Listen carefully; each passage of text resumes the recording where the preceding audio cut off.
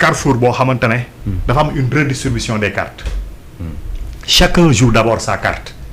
Peut-être nag dañu am une carte commune wala dañu am un ennemi commun à abattre. mooy le Pastef. Parce que Pastef pour nga mën ko affronter surtout ci date yi nga xamante ne ñoom ñooy ñëw.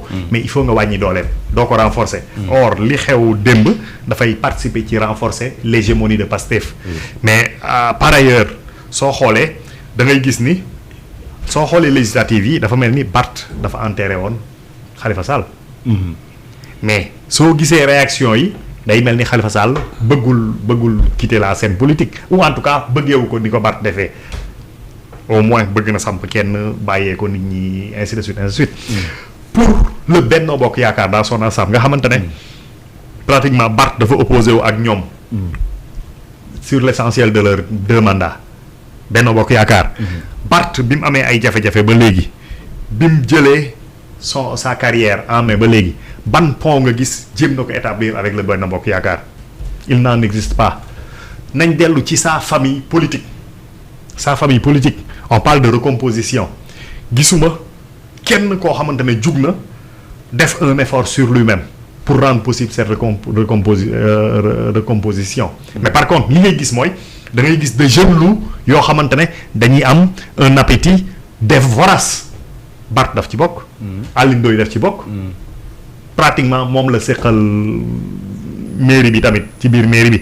donc yooyu yëpp dafay tax ba nga xamante ne mais carte yi mën na bañ a mel comme ni nga xamante ne moom lañ ko fogee maintenant am na loo xamante ne c'est des positions de principe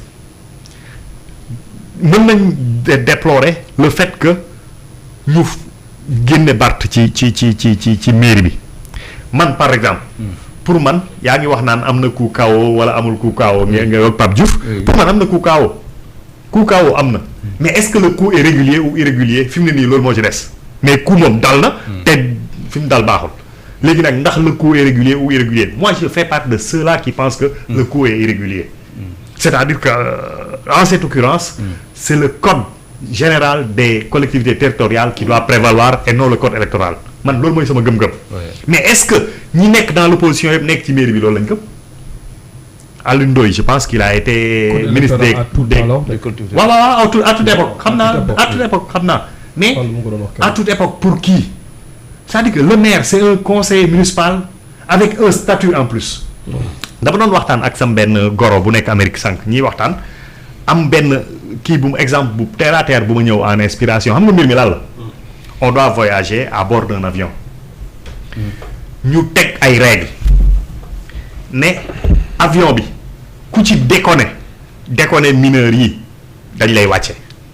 ay coow lu bëri mauvaise conduite ainsi de suite chauffeur bi nag le pilote su mandee bay lang dañ koy wàcce su feebaree ba mënul dara dañ koy wàcce ainsi de suite wax yoo xamante ne c'est des cas graves. ñu yëg coow am même su fekkee coow bu mineur.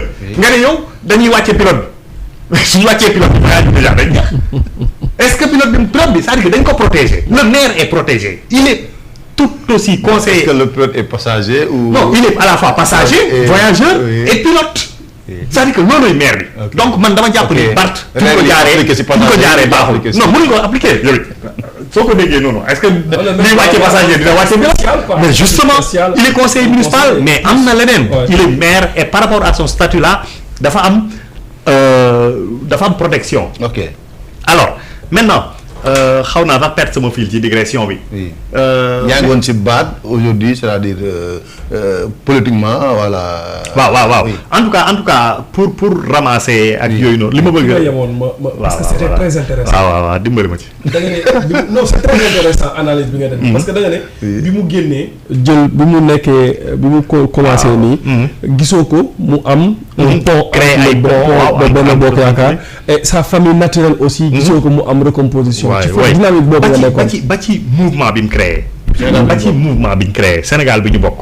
da ngay xam ni soit c'est une plateforme pour soutenir la candidature prochaine de Barth aux élections présidentielles wala boog mu nekk une plateforme boo xamante ne parce que am na ñeneen ñoo ci nekk ñoo xamante ne on sent qu'ils seront candidats mais day nekk plateforme boo xamante ne c'est pour faire mal à Ousmane Sonko maintenant pour en venir à Ousmane Sonko c'est-à-dire que nous devons à la vérité de dire que Ousmane Sonko ak Barth naka lañ koy waxee bokkuñ classe. bokkuñ classe. non dañ bokk génération rek mais bokkuñ classe bokkuñ envergure politique. plateforme yi ñu àndal le Pastef du Sénégal bi ñu bëgg du taxawu Sénégal c'est-à-dire que tolloowuñu dañ bokk génération Barth góorgóorlu dëgg nag moo tax mais il faut nga xam ni tolloowuñu léegi nag dafa mel ni Modou Lo bi muy dugg ci làmb ji mais kenn du ko xool ne mbër mi dina nekk roi des arènes. Il l'est devenu et de plus en plus on se dit que dafay dem ba jeexal bàyyi ko fi dem loolu góorgóorloom la Barth dafa war a góorgóorlu il reste beaucoup de terrain à faire te dafa def ay erreurs stratégiques c'est-à-dire que Barth toujours soo xoolee trajectoire am toujours dafa mel ni dafay isolé wu il sort d'une entité bu mag même su fekkente ne on doit avoir un candidat on ne doit pas avoir un candidat ainsi de suite mais dugg na ci plateforme boo xamante ne la question c'était presque de ne pas avoir un parti c'est-à-dire que de 2022 à 2024 juste avant ñi am problème à 2023 en tout cas 2021 ba 2023 mais li ñu doon travail mooy mettre en selle Ousmane Sonko.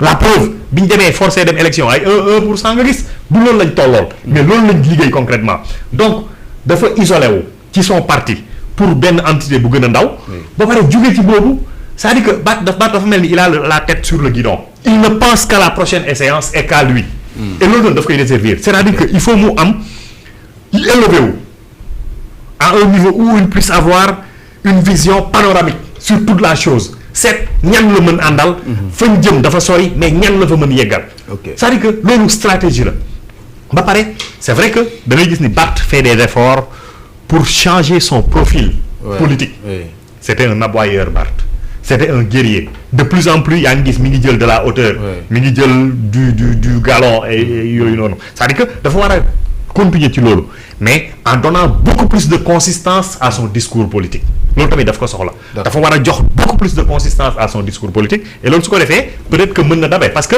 la politique c'est pas linéaire aujourd'hui c'est Ousmane Sonko mais demain rek affaire yi mën na ëlbatiku donc Barth est toujours dans le coup mais il doit se profiler pour